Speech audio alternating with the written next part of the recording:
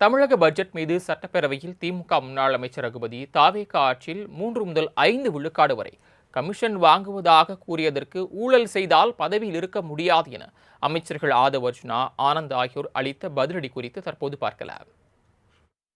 48 மணி நேரத்துக்குள்ள இன்னுயிர் காப்போம் 48, நம்மை காக்கும் 48 என்கின்ற திட்டத்தை கொண்டு வந்து உடனடியாக அவர்களை மருத்துவமனையிலே கொண்டு போய் சேர்த்து அவர்களுக்கு 2 லட்சம் ரூபாய் வரைக்கும் அவர்களுக்கான வைத்தியத்தை செய், அதற்கான பணத்தை இந்த அரசு தரும் என்று தந்தவர் எங்களுடைய மாண்புமிகு முத்துவேல் கருணாநிதி ஸ்டாலின். இன்னைக்கு அந்த திட்டத்தை பற்றி இதில் எதுவும் காணும். இப்போ பில்லு வாங்குறதுக்கு ஒவ்வொரு அலுவலகத்துக்கும் போய் பாருங்க. மாண்புமிகு அமைச்சர் அவர்களே, நீங்கள் ஏதாச்சும் போலீஸ் டிபார்ட்மெண்ட்டு அது உங்கள் கையில் இருக்கு பாருங்க. நீர்வளத்துறையிலே 3% கொடுத்தா தான் பில்லுன்னு சொல்லி சொல்றாங்க. நீர்வளத்துறை அமைச்சர் பேரத்தலைவர் அவர்களே, அவர் ஆதாரத்துடன் சொல்லணும். அது பழைய காலம். அது இந்த காலத்துல ₹1 நாங்க வாங்கணும்னா இந்த இடத்துல நாங்க எங்களை உட்கார வைக்க மாட்டார் எங்களுடைய முதலமைச்சர்.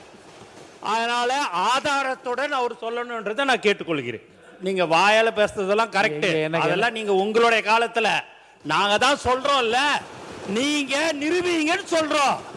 நீங்க நிரூபிக்க வேண்டியதானே, எதுவுமே இல்லாம நீங்க மட்டும் பேசணும்னா அது எப்படி? என்னங்க நீங்க பில்லுக்குன்னு சொல்றீங்க, அதுக்கு இந்த மாதிரி பில்லுக்கு கொடுத்தாங்கன்னு சொல்லுங்க. அது ஏன்னா பழக தோஷமா இருந்திருக்கலாம்னு நான் நினைக்கிறேன்.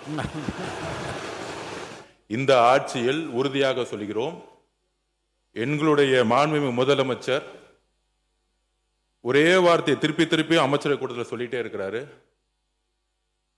லஞ்சம் என்பது மிகப்பெரிய குற்றம்னு ஒவ்வொரு அமைச்சர்ட்டையும் சொல்லிட்டு இருக்காரு. அப்படி யாராச்சும் ஈடுபட்டால் இங்க இருக்கக்கூடிய ஒருத்தர் கூட அமைச்சராக இருக்க முடியாதுங்கிறத பதிவு பண்ணிட்டே இருக்கிறார்.